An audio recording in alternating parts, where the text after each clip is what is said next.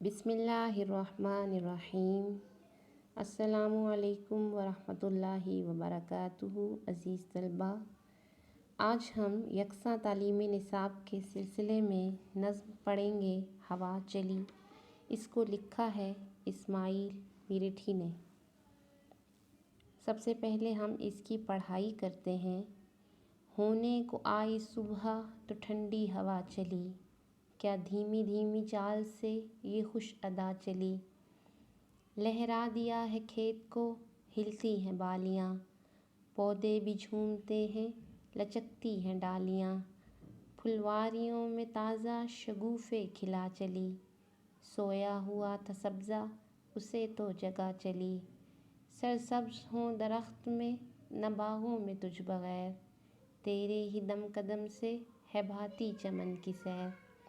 پڑ جائے اس جہاں میں ہوا کی اگر کمی، چوپایا کوئی زندہ بچے اور نہ آدمی۔ چڑیوں کو یہ اڑان کی طاقت کہاں رہے، پھر کائیں کائیں ہو نہ غٹرگوں نہ چہچہے۔ بندوں کو چاہیے کہ کریں بندگی ادا، اس کی کہ جس کے حکم سے چلتی ہے یہ صدا۔ اب ہم اس کے مرکزی خیال دیکھ لیتے ہیں۔ پہلے مرکزی خیال سے مراد ہوتا ہے کہ وہ کیا خیال جو شاعر کے ذہن میں آیا تو اس نے یہ نظم لکھی۔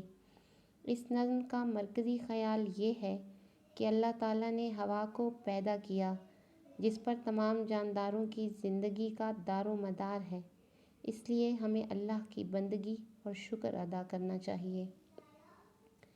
اب اس کے معنی دیکھ لیتے ہیں۔ دھیمی دھیمی، آہستہ آہستہ۔ چوپایا، چار پاؤں والا جانور۔ خوش ادا، اچھائیوں والی، خوبیوں والی۔ چہچہے، پرندوں کے بولنے کی آوازیں۔ لچکنا، بل کھانا، مڑنا۔ ڈالیاں، ٹہنیاں۔ بندگی، عبادت۔ شگوفے، کلیاں۔ پھلواریاں، پھولوں کی کیاریاں۔ سبزہ، ہریالی۔ اب ہم اس کے اشعار کی تشریح دیکھیں گے۔ پہلا شعر ہے: ہونے کو آئی صبح تو ٹھنڈی ہوا چلی، کیا دھیمی دھیمی چال سے یہ خوش ادا چلی۔ اس شعر میں شاعر ہوا کی خوبی بیان کرتے ہوئے کہتے ہیں کہ جیسے ہی صبح ہوتی ہے ٹھنڈی ہوا چلنے لگتی ہے، جس سے ساری فضا خوشگوار ہو جاتی ہے، ہر طرف تر و تازگی پھیل جاتی ہے۔ صبح کے وقت خوشگوار ہوا انسان کی طبیعت کو تازہ دم کر دیتی ہے، اور آہستگی اور نرمی سے چلنے والی یہ ہوا فضا میں ایک سرور پیدا کر دیتی ہے، جس سے سارا ماحول خوشگوار ہو جاتا ہے۔ دوسرا شعر دیکھیں گے۔ دوسرے شعر میں: لہرا دیا ہے کھیت کو، ہلتی ہیں بالیاں، پودے بھی جھومتے ہیں، لچکتی ہیں ڈالیاں۔ اس شعر میں شاعر ہوا کی خوبی بیان کرتے ہوئے کہتے ہیں کہ جیسے ہی ہوا چلتی ہے تو کھیتوں کے اندر خوبصورت نظارے دیکھنے کو ملتے ہیں۔ فصلیں ہوا کے ساتھ لہرانے لگتی ہیں، پودوں کی بالیاں اور شاخیں جھومنے لگتی ہیں، درختوں کی شاخیں اس طرح ہلنے لگتی ہیں جیسے ادھر سے ادھر بل کھا رہی ہوں۔ کھیتوں کے اندر فصلوں کے لہرانے اور پودوں کی شاخوں کے جھومنے کا منظر بہت دلکش نظر آتا ہے۔ اگلا شعر ہے: پھلواریوں میں تازہ شگوفے کھلا چلی، سویا ہوا تھا سبزہ اسے تو جگا چلی۔ اس شعر میں شاعر ہوا کی خوبی بیان کرتے ہوئے کہتے ہیں کہ پھولوں کی کیاریوں پر اس طرح سے ہوا اثر انداز ہوتی ہے کہ ان کیاریوں کے ننھے پودوں پر موجود کلیاں ہوا کی مدد سے کھلنے لگتی ہیں۔ کلی کا پھول میں بدلنے کا حسین نظارہ بھی ہوا کے دم سے دیکھنے کو ملتا ہے، اور باغ کے اندر جو سبزہ اور گھاس مرجھایا ہوا ہے، ہوا کی مدد سے تر و تازہ ہو کر جھومنے لگتا ہے۔ ایسے لگتا ہے جیسے ہوا نے ان سب میں جان ڈال دی ہے۔ اگلا شعر دیکھ لیتے ہیں۔ سرسبز ہوں درخت نہ باغوں میں تجھ بغیر، تیرے ہی دم قدم سے ہے بھاتی چمن کی سیر۔ چمن کا مطلب ہوتا ہے باغ، سرسبز کا مطلب ہوتا ہے ہرے بھرے۔ اس بند میں شاعر کہتے ہیں کہ یہ جو ہرے بھرے اور سرسبز درخت ہیں، ان کی ہریالی اور ان کی زندگی ہوا کے دم سے ہے۔ اگر ہوا نہ ہو تو درخت سوکھ جائیں، پھل اور پھول نہ اگیں، تمام پودوں میں سے زندگی کا وجود ختم ہو جائے۔ شاعر کہتا ہے، ہوا کی وجہ سے ہی باغ کی سیر کا لطف آتا ہے۔ جب موسم سہانا ہوتا ہے تو لوگ باغ کی سیر کو نکل جاتے ہیں تاکہ تازہ ہوا سے لطف اٹھا سکیں۔ اگر ہوا نہ ہو تو باغ کی سیر کا خوبصورت نظارہ بھی بدمزہ ہو جاتا ہے۔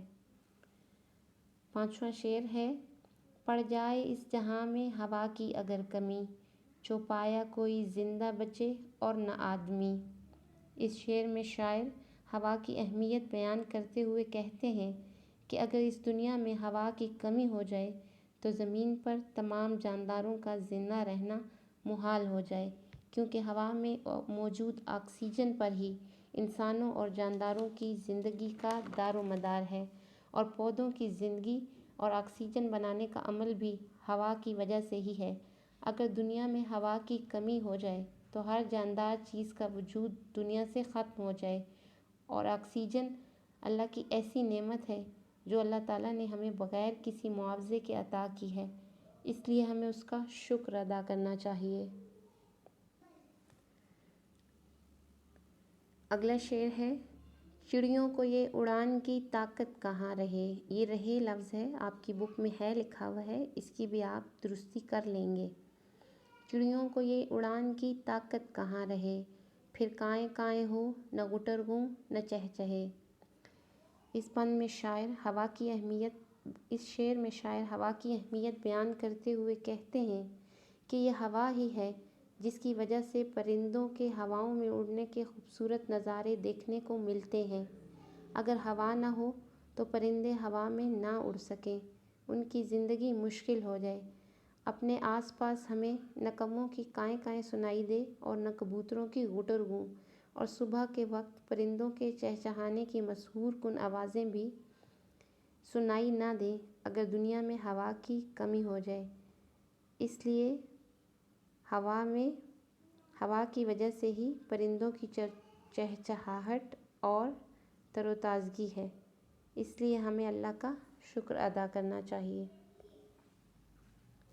اگلا شعر ہے، بندوں کو چاہیے کہ کریں بندگی ادا، اس کی کہ جس کے حکم سے چلتی ہے یہ صدا۔ صدا کا مطلب ہوتا ہے ہمیشہ، بندگی کا مطلب ہوتا ہے عبادت۔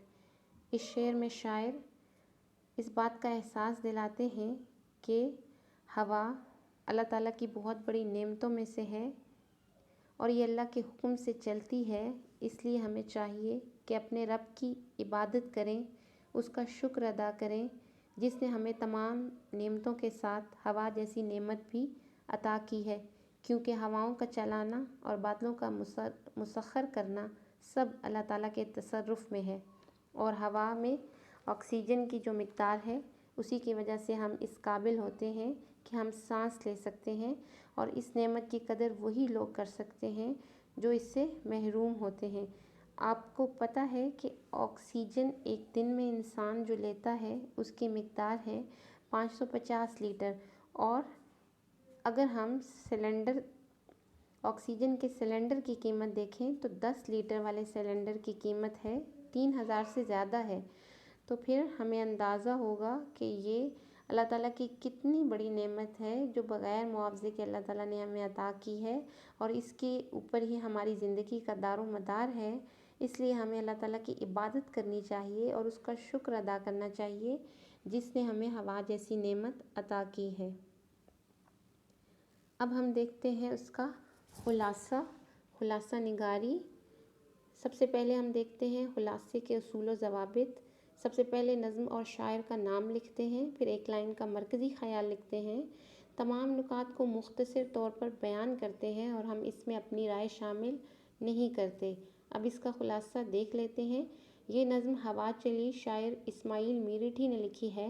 اس نظم کا مرکزی خیال یہ ہے کہ ہوا تمام جانداروں کے لیے ضروری ہے۔ صبح کے وقت ٹھنڈی ہوا آہستگی سے چلتی ہے تو پودے اور ڈالیاں جھومنے لگتے ہیں، کیاریوں میں نئے پھول اگتے ہیں اور سبزہ تازہ ہو جاتا ہے۔ جانداروں کی زندگی، چڑیوں کی اڑان اور باغ کی سیر کا لطف ہوا کے دم سے ہی ہے۔ اس لیے ہمیں اپنے رب کی بندگی اور شکر ادا کرنا چاہیے جس نے ہوا کو پیدا کیا ہے۔ آگے ہم دیکھتے ہیں ہمارا سوال نمبر 1 جو تھا وہ معنی تھا، الفاظ معنی، اور دوسرا سوال ہے ہمارا کالم ملائیں۔ یہ مصرعے دیے گئے ہیں، ہر مصرعے کو ہم نے اس کے دوسرے مصرعے سے ملانا ہے۔ لہرا دیا ہے کھیت کو، ہلتی ہیں بالیاں، سرسبز ہوں درخت نہ باغوں میں تجھ بغیر، بندوں کو چاہیے کہ کریں بندگی ادا، چڑیوں کو یہ اڑان کی طاقت کہاں رہے، تیرے ہی دم قدم سے ہے بھاتی چمن کی سیر۔ آگے یہ انہوں نے حروف دیے ہیں جن سے ہم نے الفاظ بنانے ہیں اور پھر وہ مصرعے لکھنے ہیں جن میں یہ الفاظ استعمال ہوئے ہیں۔ پہلا لفظ ہے لچکتی، پودے بھی جھومتے ہیں لچکتی ہیں ڈالیاں۔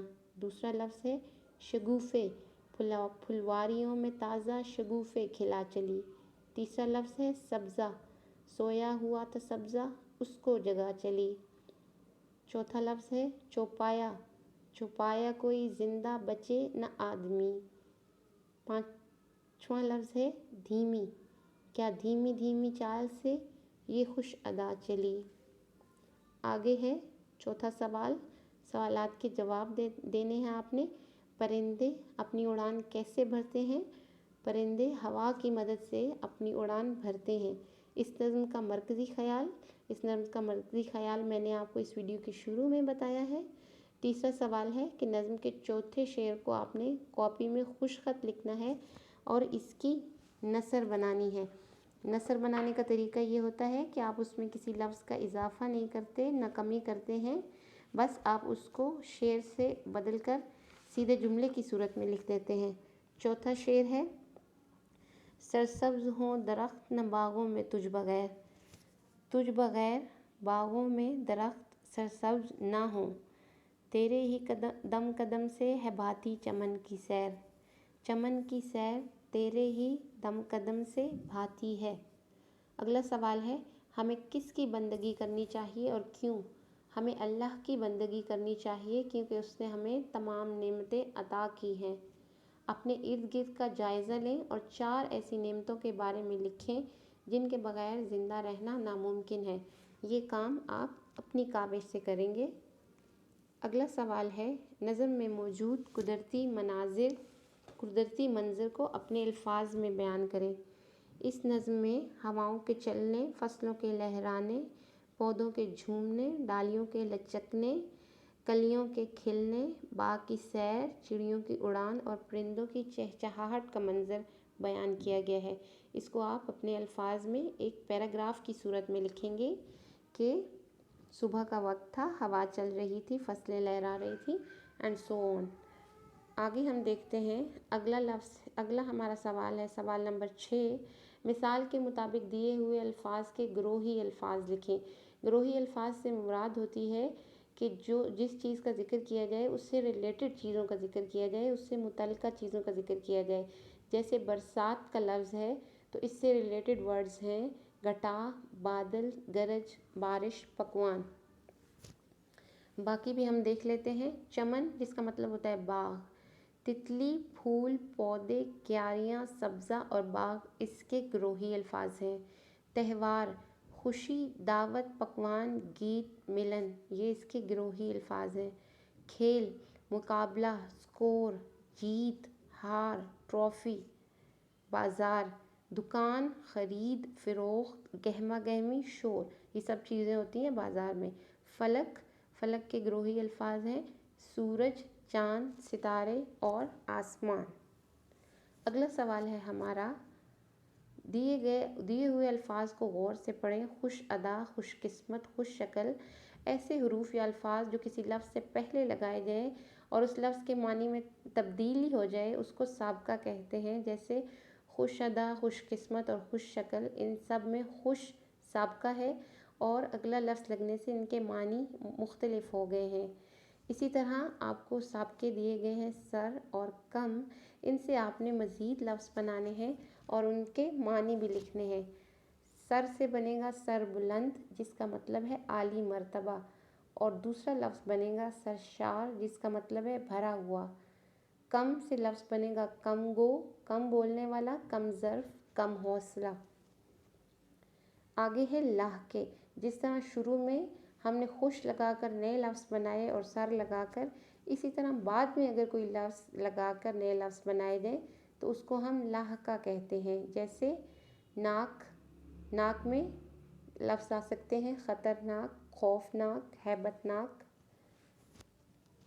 नाक, दर्दनाक, दर्द देने वाला। नाक का मतलब है नाक बाद में आएगा, लाह का है। इबरतनाक, इबरत दिलाने वाला। गार, तलबगार, तलबगार का मतलब होता है चाहने वाला। और मददगार, जिसका मतलब होता है मदद करने वाला। अगला आपका सवाल है सवाल नंबर 9। दिए हुए अशार को दुरुस्त तलफ़्फ़ुज़ लय और आहंग के साथ पढ़ें। बाद अज़ां इसका मरकज़ी ख़याल अपने अल्फाज में बताएं। कैसे अल्लाह ने बनाए रात दिन, कैसी हिकमत से सजाए रात दिन। दिन हुआ तो लोग सारे जाग उठे, रात आई चांद तारे जाग उठे। दिन हुआ सब काम करने लग गए, शब हुई आराम करने लग गए। इसका मरकज़ी ख़याल ये है कि अल्लाह ने दिन रात को इस ख़ास हिकमत से पैदा किया है कि लोग रात को आराम करते हैं और दिन को काम करते हैं।